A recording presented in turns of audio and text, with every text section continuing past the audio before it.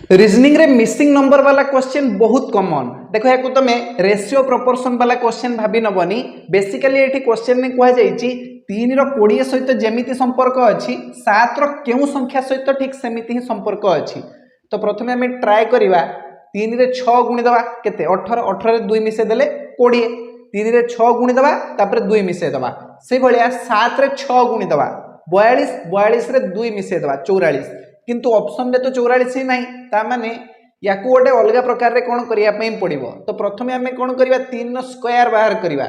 ये ही गला 9 9 रे 1 मिसे दवा ये ही गला 10 तापर 10 रे 2 गुणी दवा ये ही गला 20 एमिति बाहरला 7 सहित भी ठीक से ही काम करबा 7 रो स्क्वायर बाहर कर दवा ये ही गला 49 तापर 1 प्लस कर दवा ये ही गला 50 50 रे पुनी 2 मल्टीप्लाई कर दवा 100 तो को ऑप्शन टा हमर ठीक अछि option C is the correct answer.